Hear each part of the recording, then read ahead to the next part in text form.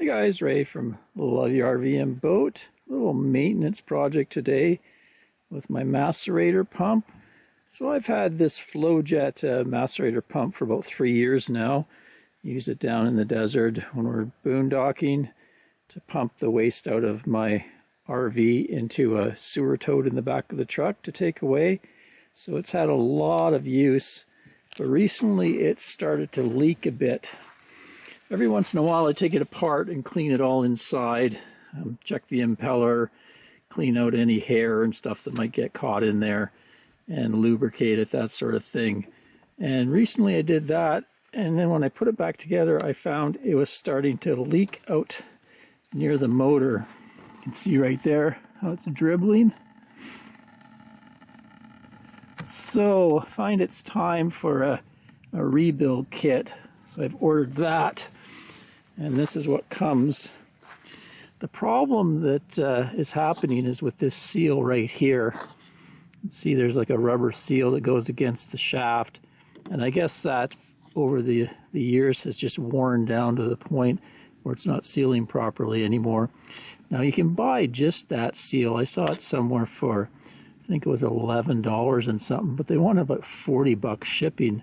I couldn't find it anywhere else. I decided to order the whole service kit because the paper gaskets they use are getting kind of worn out in there from me taking it apart, putting it together every so often. And also it'd be nice to get a new impeller in there and keep the old one for a spare. So that's what we're going to do today. Take that apart and then replace those parts, put it together, and hopefully we won't have that leak anymore.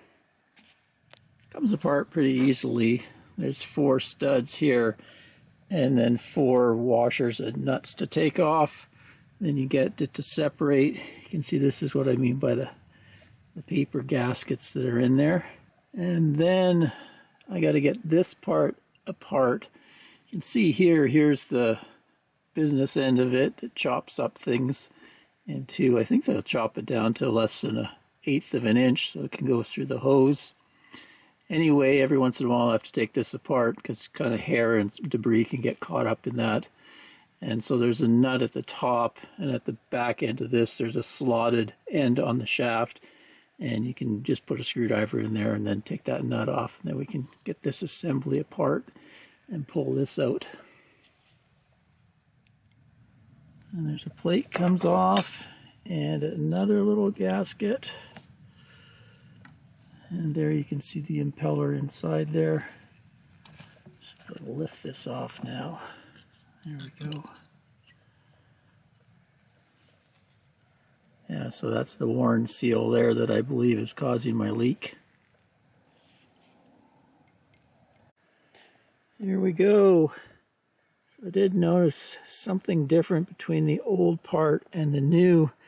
This one has a threaded end output. This one has a barbed, which isn't a big deal. I can just get a little short piece of hose for that. So we got the new kit here, new gaskets, a new metal plate for in there, and then a brand new impeller. So just repeat the process and put it back together. One thing I'm going to have to make sure to do is line up that cavity there on both sides, not get it like 180. And she's not going to work. So got to make sure I line all that up and the little hole there. Oh, and I also need to remove these 2 studs and put them in the new assembly there. Okay, got that assembly back together there. Just have to put that gasket on, made it to the surface there, and put the bolts back on. We should be ready for a test. Well, that kit was a bit of a mistake. It says Jabsco on it, so I'm thinking it's for boat macerators that have a bit of a larger overboard hose. So I had to get sort of a little bit of an adapter hose there to hook onto it and then connect to my 3/4 inch hose.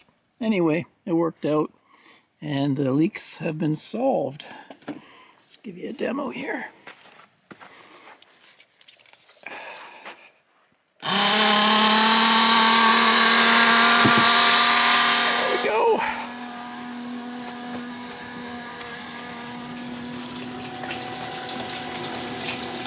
Sounds good.